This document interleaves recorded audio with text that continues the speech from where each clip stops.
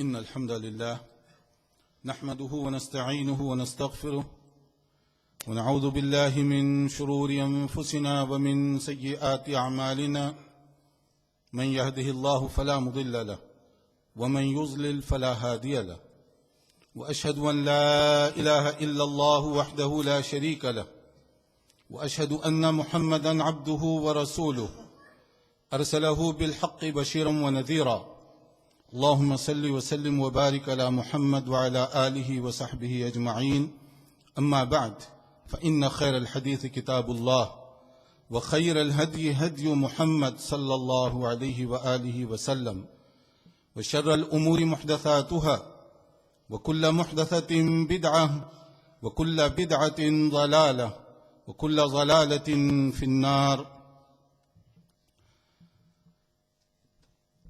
اسلام میں ایک مسلمان پر جو چیزیں بہت ہی اہمیت کے ساتھ عائد کی گئی ہیں ان میں سے ایک صلاۃ، اقامت صلاۃ، نماز کا مسئلہ ہے، جس کا ذکر قرآن کریم میں پہلے پارے میں کیا گیا، الذین یؤمنون بالغیب ویقیمون الصلاۃ، کہ جو متقی اور پرہیزگار بندے ہیں ان کی جو نشانیاں بتائی گئیں، ایک تو اس کا تعلق ایمان کے ساتھ ہے کہ وہ اللہ تعالیٰ پر اور غیب کی چیزوں پر جو کچھ بتایا گیا ہے اس پر وہ یقین رکھتے ہیں، اور پھر اس کے بعد صلاۃ کا ذکر کیا گیا، اور اس ذکر کو قرآن کریم میں کئی مرتبہ دہرایا گیا ہے۔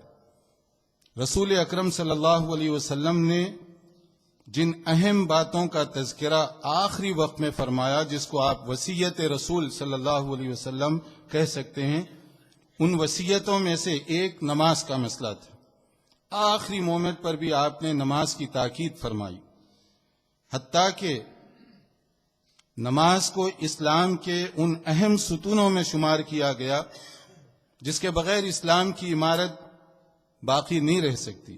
بنی الاسلام علی خمس، کہ اسلام کی بلڈنگ اگر 5 ستونوں پر ٹھہری ہوئی ہے تو ان میں سے ایک کا تعلق تو ایمان اور عقیدے کے ساتھ ہے اور 4 کا تعلق اعمال کے ساتھ ہے، لیکن ان 4 چیزوں میں بھی صلاۃ، صوم، زکوٰۃ اور حج، یہ 4 میں بھی 3 جو ہیں یہ مشروط ہیں۔ وہ اس طرح کہ روزہ یہ فرض ہے مگر سال میں 1 مرتبہ، اور وہ بھی اس آدمی پر جو رکھ سکتا ہو۔ اگر رمضان آ گیا اور آدمی بیمار ہے روزہ نہیں رکھے گا، یا اسی طریقے سے وہ مسافر ہے تو بعد میں وہ روزہ رکھے گا۔ زکوٰۃ فرض ہے لیکن ان لوگوں پر جن کے پاس اتنی دولت ہو کہ وہ صاحب استطاعت بن سکیں، یعنی نصاب کو پہنچیں، اور اس کے بعد زکوٰۃ ان پر فرض ہوگی۔ اور حج یہ فرض ہے مگر زندگی میں صرف 1 مرتبہ، اور وہ بھی من استطاع الیہ سبیلا، جو وہاں تک جانے کی صلاحیت رکھتا ہو، سب لوگوں پر نہیں ہے۔ لیکن نماز آپ دیکھیں گے ان سب کے برعکس امیر اور غریب، مقیم اور مسافر، ہر ایک پر فرض ہے۔ جب تک آدمی ہوش و حواس میں ہے اس وقت تک نماز فرض ہے اس پر۔ یعنی ایک آدمی اگر ٹھہر کر نہیں پڑھ سکتا بیماری کی وجہ سے، یہ رعایت اس کو دی گئی کہ بیٹھ کر پڑھ لے۔ بیٹھ کر بھی نہیں پڑھ سکتا تو لیٹے لیٹے اشارے کے ذریعے سے پڑھے، مگر جب تک عقل کام کر رہی ہے نماز فرض ہے، نماز وہ چھوڑ نہیں سکتا۔ دیگر جو ارکان ہیں زکوٰۃ، روزہ اور حج کو چھوڑ کر آپ اس کو دیکھیں، مشروط ہیں وہ، مگر نماز کا جو معاملہ ہے ہر ایک پر وہ بہت ہی زیادہ اہمیت کے ساتھ اس کو پیش کیا گیا ہے، اور نبی کریم صلی اللہ علیہ وسلم اس کی خاص طور پر تاکید فرمایا کرتے تھے۔ قرآن کریم میں اس بارے میں کہا گیا، حافظوا علی الصلوات والصلاۃ الوسطی وقوموا للہ قانتین، کہ تم نماز کی حفاظت کرو۔ حفاظت کیسے کی جاتی ہے نماز کی؟ 2 طرح سے، اس کی ادائیگی بھی ڈھنگ سے ہو اور ٹائم پر اس کو پڑھا جائے، پابندی کے ساتھ ادا کیا جائے۔ نبی کریم صلی اللہ علیہ وسلم نے اس سلسلے میں بہت زیادہ تاکید فرمائی کہ نماز کس طریقے سے ادا کرنی چاہیے، اور نماز کے ساتھ ایک مسلمان کا تعلق کیا ہونا چاہیے، حتیٰ کہ نماز انسان کو کہاں سے کہاں پہنچاتی ہے کہ نبی کریم صلی اللہ علیہ وسلم کے ایک خادم خاص تھے حضرت ربیعہ۔ وہ عام طور پر آپ کی خدمت کیا کرتے تھے. ایک موقع پر جب وہ وضو کا پانی لے آئے تو آپ نے ان سے کہا کہ کوئی چیز مانگنا چاہتے ہو تو مانگو. جیسے بعض وقت آدمی خوش ہوتا ہے تو اپنے ماتحت اور لوگوں سے کہتا ہے، تو نبی صلی اللہ علیہ وسلم کی اس آفر کو دیکھ کر صحابہ کرام کا انداز کچھ اور تھا. انہوں نے کوئی دولت نہیں مانگی کہ موقع ہے دولت طلب کرو، بلکہ انہوں نے کہا اسألوک مرافقتک فی الجنہ، اے اللہ کے نبی صلی اللہ علیہ وسلم میں چاہتا ہوں کہ جنت میں آپ کے ساتھ رہوں. تو ان کا ڈیمانڈ، ان کی خواہش، نبی صلی اللہ علیہ وسلم نے ان سے پوچھا اوا غیر ذالک، کوئی اور خواہش ہے؟ تو انہوں نے کہا کہ نہیں، یہی خواہش، یہ مل گئی تو پھر دوسری چیز کی کیا ضرورت ہے. پھر اسی پر انہوں نے اصرار کیا کہ نہیں، جنت، اور وہ بھی جنت میں نبی کی رفاقت. تو نبی صلی اللہ علیہ وسلم نے کیا جواب دیا ان کو؟ اعنی بکثرت السجود، اگر یہ خواہش ہے تو زیادہ سے زیادہ نماز کا اہتمام کرو تاکہ تمہاری جو خواہش ہے قیامت کے دن وہ کسی طرح سے پوری ہو سکے. یعنی نماز کے ذریعے، نوافل کے اہتمام کے ذریعے سے انسان کتنا اونچا رتبہ پا سکتا ہے، کتنا اونچا درجہ حاصل کر سکتا ہے. اور جو لوگ ناکام و نامراد ہوئے پچھلی قوموں میں، قرآن کریم سورہ مریم میں ان کا ذکر کرنے کے بعد جو ان کے بگاڑ کے اسباب بتائے گئے، ان میں پہلا نمبر کیا ہے؟ نماز. فخلف من بعدهم خلف اضاعوا الصلاة واتبعوا الشهوات فسوف يلقون غیا، کہ اس کے بعد ایسے لوگ آئے جنہوں نے نماز میں کوتاہی کی، اپنی خواہشات کے پیچھے پڑے رہے، اس لیے ان کو تباہ اور برباد کر دیا گیا. کہ نماز کے اندر سستی اور غفلت انسان کی تباہی کا، قوموں کی تباہی کا سبب بن جاتی ہے، جس کا ذکر سورہ مریم میں کیا گیا. اور ہمارے لیے نماز کے سلسلے میں اس لیے بھی زیادہ تاکید ہے کہ جو لوگ جہنم میں جائیں گے ان سے ایک سوال کیا جائے گا، ما سلککم فی سقر، کہ کس وجہ سے تمہیں جہنم میں داخل کیا گیا ہے. تو وہ لوگ جہنم میں داخل جو ہو چکے ہیں وہ لوگ کیا جواب دیں گے؟ قالوا لم نک من المصلین. پہلا ریزن جہنم میں کیوں آئے؟ تو پہلا ریزن یہ کہ ہم نماز کا اہتمام نہیں کیا کرتے تھے، نماز پر توجہ ہم نہیں دیتے تھے. وہ جہنم میں جانے کے بعد ایڈمٹ کریں گے، جبکہ وہاں ایڈمٹ کرنے کا ان کو کوئی فائدہ نہیں ہوگا، کوئی بینیفٹ نہیں ملے گا. تو اس میں پہلا پوائنٹ جو سمجھنے کا ہے وہ نماز کی تاکید جو بتائی گئی ہے، ہر مسلمان مرد اور عورت کے لیے ضروری ہے کہ وہ اس پر خصوصی توجہ دے، نماز کے اندر کوئی غفلت اور کوتاہی نہ ہونے پائے. دوسرا نمبر، نماز کے سلسلے ہی میں وہ جماعت کا اہتمام ہے. ایک مسلمان کے لیے ضروری ہے کہ وہ پاسبل حد تک، ممکنہ حد تک کوشش کرے کہ جماعت کے ساتھ نماز ادا کرے، کیونکہ جماعت کے بغیر، جیسے خواتین ہیں ان پر جماعت نہیں ہے ضروری. اور اسی طریقے سے اگر کوئی بہت زیادہ جینیون ریزن ہے، جس کو عذر کہتے ہیں ہم، یہ عذر نہیں جو ہم بنا لیتے ہیں، بلکہ جینیون معقول کوئی سبب ہو تو وہ گھر میں نماز ادا کر سکتا ہے. ورنہ اسے کوشش کرنی چاہیے، یعنی میکسیمم کوشش کرنی چاہیے کہ وہ جماعت کے ساتھ نماز ادا کرے. اور اگر وہ جماعت کے ساتھ نماز ادا کرے گا تو ایک تو اس کی نماز کا زیادہ اس کو فائدہ ہوگا، 27 درجے زیادہ اس کو ثواب ملے گا جو الگ پڑھنے سے اس کو مل سکتا ہے. اور دوسرا جو فائدہ ہوگا کہ اس کا شمار ان بندوں میں کیا جائے گا جو اللہ تعالیٰ کے گھروں سے محبت رکھنے والے ہیں. جیسے ایک صحیح حدیث ہے جس میں کہا گیا سبعۃ یظلھم اللہ فی ظلہ یوم لا ظل الا ظلہ، کہ قیامت کے دن 7 قسم کے ایسے خوش نصیب لوگ ہوں گے جو اللہ تعالیٰ کے خصوصی سائبان میں، شیڈوں میں جگہ پائیں گے. ان 7 میں سے ایک قسم کون سی ہے؟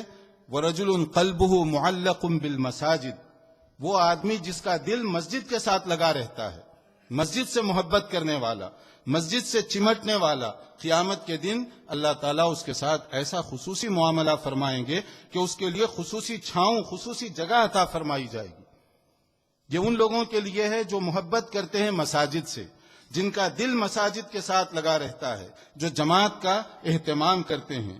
ورنہ کیا ہوگا؟ جیسے کہ ایک اور حدیث ہے ابو داؤد کی جس میں بتایا گیا ما من ثلاثۃ فی قریۃ ولا بدو لا تقام فیہم الصلاۃ الا استحوذ علیہم الشیطان، کہ اگر کسی گاؤں میں، گاؤں کی بھی بات، قریہ، بدو ایک ایسی جگہ جو بہت کم لوگ رہتے ہوں، چھوٹی موٹی قریہ بستی وغیرہ، وہاں رہنے والے اگر 3 آدمی بھی ہیں اور جماعت کا اہتمام نہیں کرتے تو الا استحوذ علیہم الشیطان، تو شیطان ان کو قابو میں کر لے گا، جکڑ لے گا۔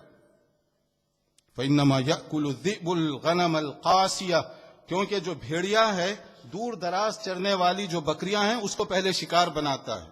جو سارے اپنے ریوڑ کے ساتھ رہیں ان کو شکار کرنے میں مشکل پیش آتی ہے، تو جو لوگ جماعت کے ساتھ رہیں ان پر شیطان اتنی جلدی قابو نہیں پا سکتا، لیکن جو لوگ جماعت کا اہتمام نہ کریں تو ان پر شیطان جلدی آ جاتا ہے۔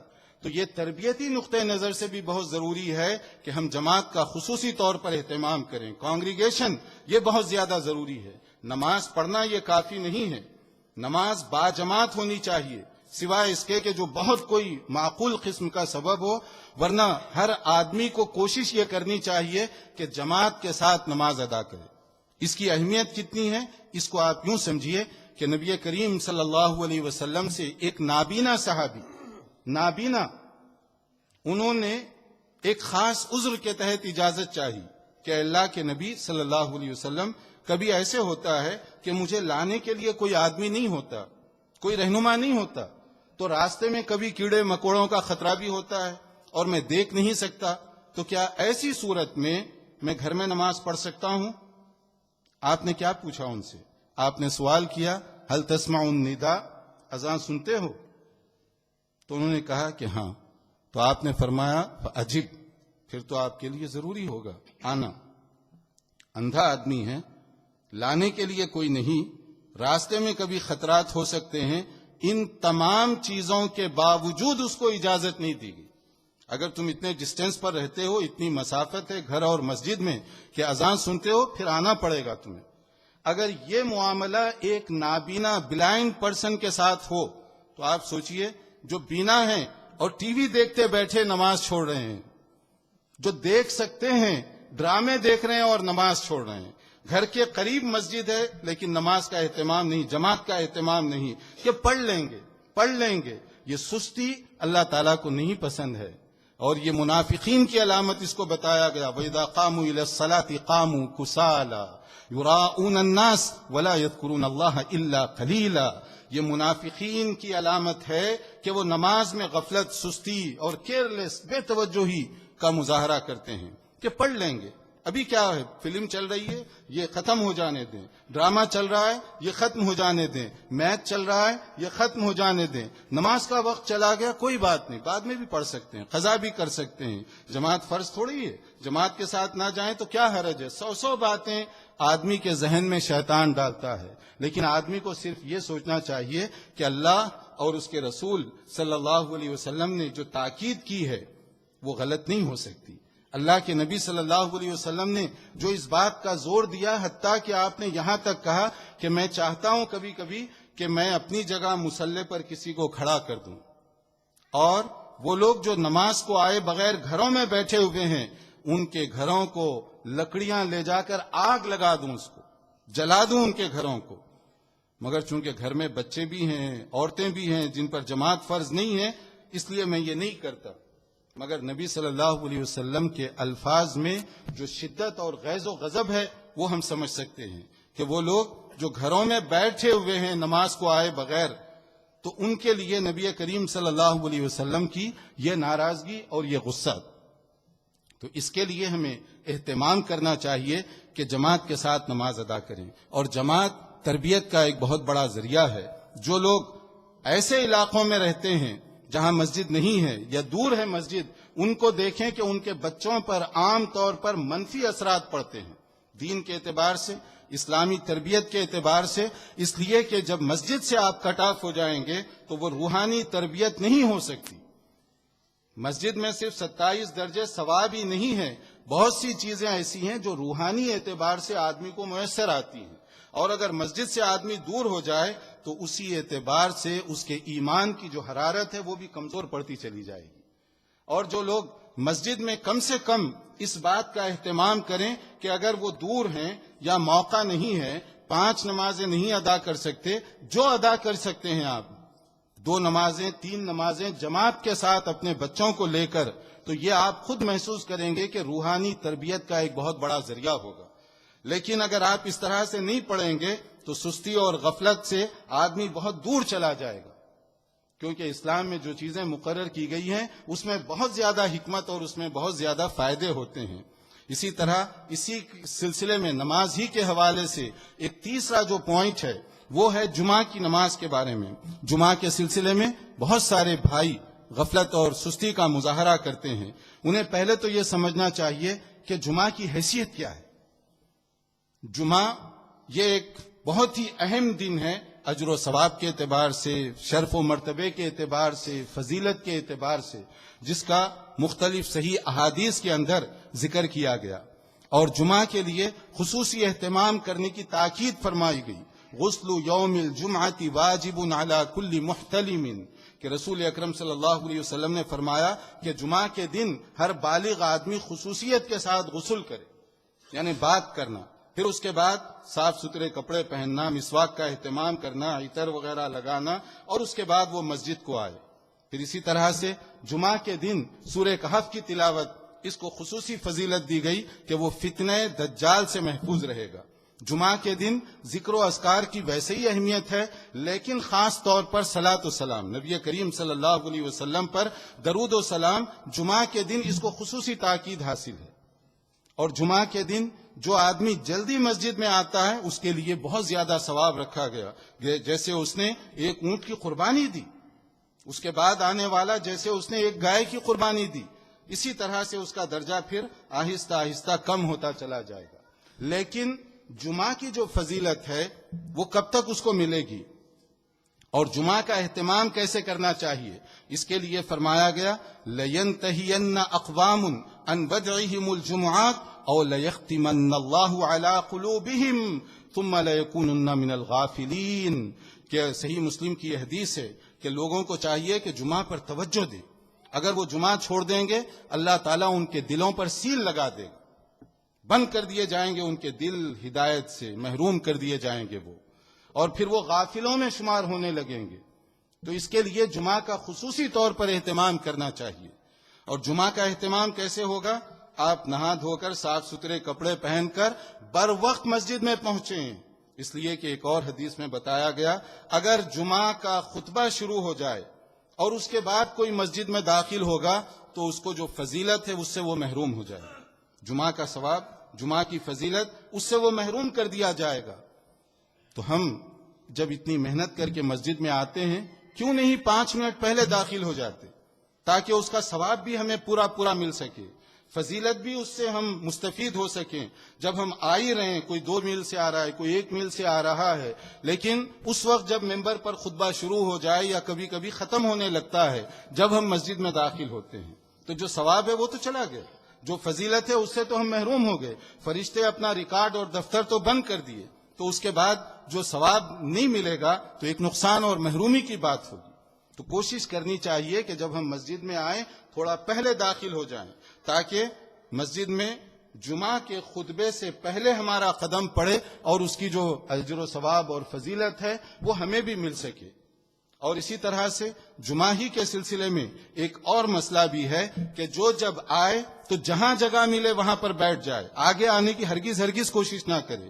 خلاف سنت، خلاف اخلاق، خلاف ادب ہے یہ حرکت کہ لوگ دیر سے آئیں اور آگے بڑھیں، سنت کے خلاف۔ نبی کریم صلی اللہ علیہ وسلم ایک موقع پر جب آپ خطبہ ارشاد فرما رہے تھے، ایک صحابی آئے، نئے ابھی مسئلہ معلوم نہیں تھا، آگے بڑھنے کی انہوں نے کوشش کی، آپ نے خطبے کے اندر ان کو ٹوکا، اجلس فقد آذیت و آنیت، بیٹھ جاؤ وہاں پر، کیونکہ تم دیر سے آئے ہو اور دوسروں کو ڈسٹرب کر رہے ہو، خلل اندازی کر رہے ہو دوسروں کو، گردنیں پھلانگ کر، کیونکہ جب آدمی باہر سے آئے اور آگے بڑھنے کی کوشش کرے، لوگوں کی گردنیں پھلانگ کر وہ آئے گا، یہ خلاف سنت ہوگا۔ جہاں جگہ مل جائے وہاں پر وہ بیٹھے، اور بیٹھنے کا بھی ایک طریقہ اس کو بتایا گیا کہ جب جمعہ کا خطبہ ہو پہلے آ جائے، جمعہ کے خطبے سے پہلے داخل ہو مسجد میں، اور اگر کسی وجہ سے وہ جمعہ کے خطبے کے بعد مسجد میں داخل ہو 2 رکعت پڑھ کر بیٹھے، جہاں جگہ ملے وہاں پر۔ پہلے آنے والے آگے کی صفیں پوری کریں تاکہ بعد میں آنے والے آرام کے ساتھ پیچھے بیٹھ سکیں، تاخیر سے آئیں اور آگے بڑھیں، یہ خلاف ادب ہوگا۔ خطبہ شروع ہو جائے کوئی سلام دعا نہیں، کوئی مصافحہ نہیں، کوئی کسی کے ساتھ خیر خیریت حال احوال نہیں، نماز کے بعد پوچھیے آپ، اور اگر پوچھنا ہے تو پھر جمعہ کے خطبے سے پہلے مسجد میں داخل ہوئیے۔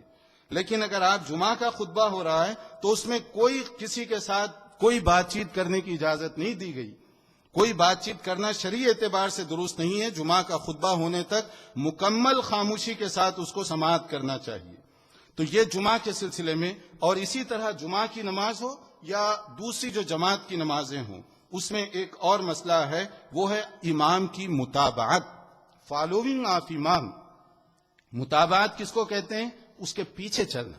مطلب یہ ہے کہ جب امام ٹھہر جائے، اللہ اکبر کہے تو آپ اس کے بعد اللہ اکبر کہیں، سمیع اللہ لمن حمیدہ کہے تب آپ رکوع سے اٹھیں گے، پھر وہ سجدے میں جائے تکبیر کہے کہ جب آپ جائیں گے۔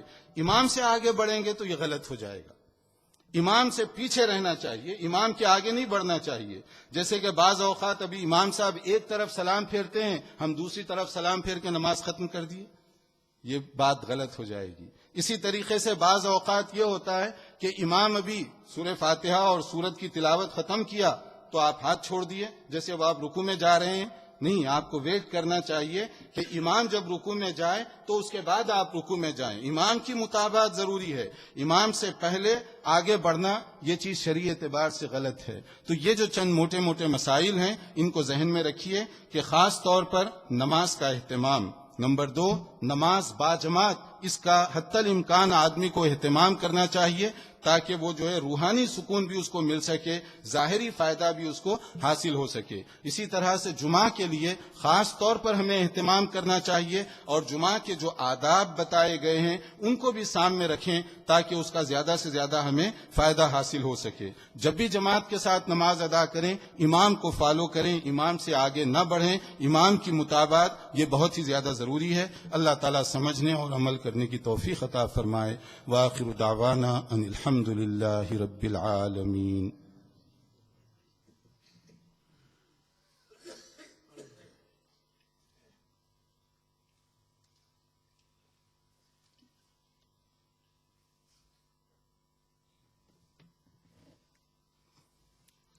الحمد للہ رب العالمین والعاقبۃ للمتقین والصلاة والسلام علی رسولہ الکریم وعلی آلہ وصحبہ اجمعین ومن تبعہ بإحسان الى یوم الدین، اما بعد۔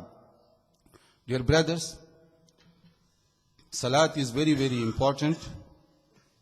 And if we read Quran Kareem from first page to last, many times this has been repeatedly mentioned in Quran that we have to pray. We have to establish Salat. We have to give priority for Salat. And also Prophet sallallahu alaihi wasallam says, like Salat, whole Islamic building depend on 5 pillars. And one of the important pillar is Salat. And also Prophet sallallahu alaihi wasallam emphasized on Salat many times. So we have to give priority for our Salat. Number 2, about Salat, because Salat is ibadah, and ibadah should be according to the teaching of Nabi sallallahu alaihi wa alihi wasallam. We cannot pray as we want. We have to follow the Nabi sallallahu alaihi wasallam, because we are the follower of Nabi sallallahu alaihi wa alihi wasallam. So how we are going to pray? According to our own understanding, according to our own desire, this Salat is not acceptable. Like for example, instead of 2 rakat of Jummah, if I lead 3 rakats, so we will get more sawab, we will get extra reward for this because we are praying more? No, our whole Salat will be null and void. Although we put extra efforts, but we don't get extra sawab. Why we don't get extra reward? Because Salat is ibadah, and ibadah we cannot do according to our own understanding. Ibadah should be according to Sunnah of Nabi sallallahu alaihi wasallam. Therefore, it is essential for everyone that we have to know how we are going to pray. According to Sunnah, how we are going to stand up for Salat and Ruku and Sujood and other things relating to Salat. Unfortunately, many of our respected brothers and sisters, though they have born as a Muslim in Muslim families, but they don't know how to pray. They don't know according to Sunnah of Nabi sallallahu alaihi wasallam.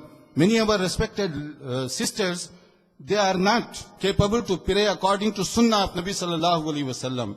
So this is our responsibility as a parents, as an elder, that we have to learn according to Sunnah, and also we have to teach to our children according to Sunnah how they are going to pray.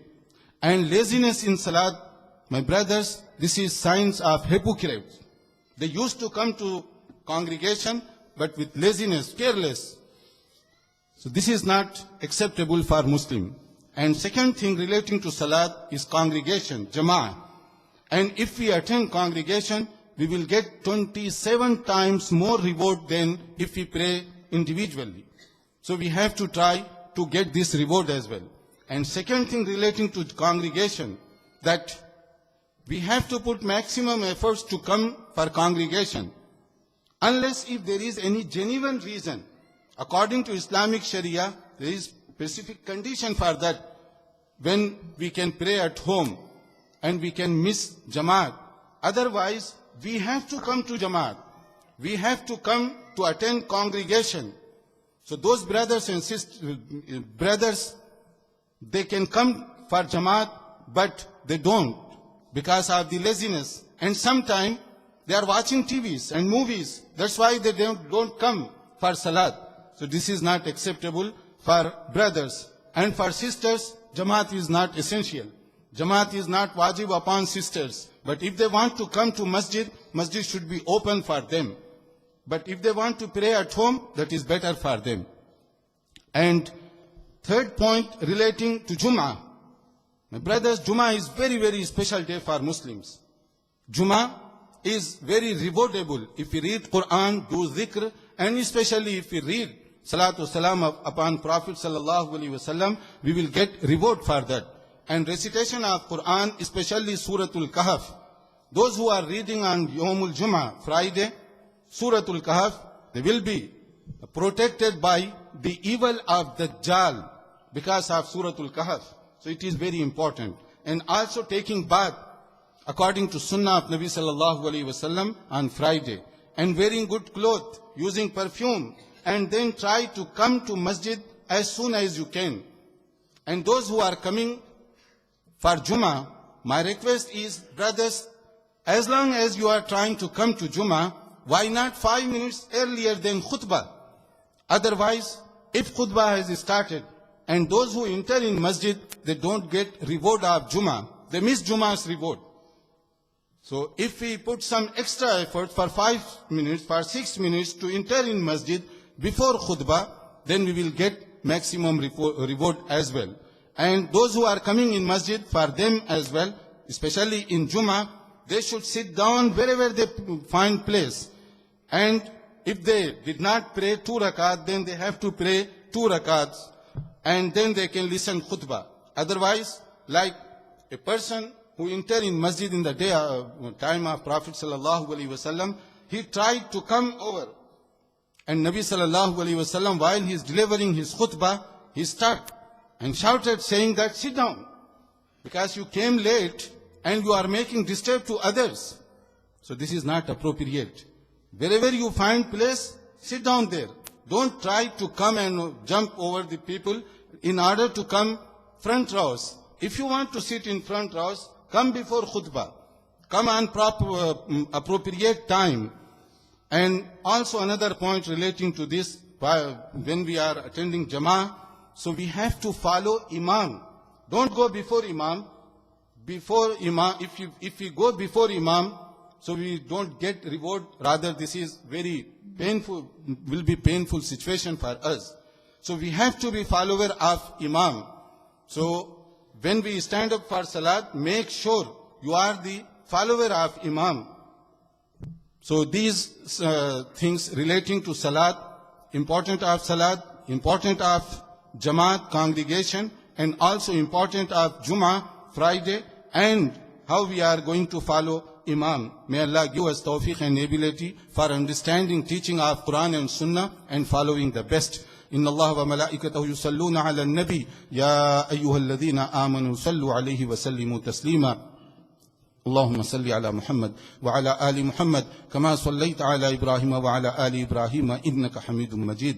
اللهم بارك على محمد وعلى آل محمد كما باركت على إبراهيم وعلى آل إبراهيم إنك حميد مجيد. اللهم اغفر لجميع المؤمنين والمؤمنات والمسلمين والمسلمات الأحياء منهم والأموات. اللهم أعز الإسلام والمسلمين. اللهم انصر المسلمين في كل مكان. ربنا آتنا في الدنيا حسنة وفي الآخرة حسنة وقنا عذاب النار. ربنا لا تزغ قلوبنا بعد إذ هديتنا وهب لنا من لدنك رحمة إنك أنت الوهاب. اللهم إنا نسألك الهدى والتقى والعفاف والغنى. اللهم احفظنا من كل بلاء الدنيا وعذاب الآخرة. سبحان ربك رب العزة عما يصفون وسلام على المرسلين والحمد لله رب العالمين.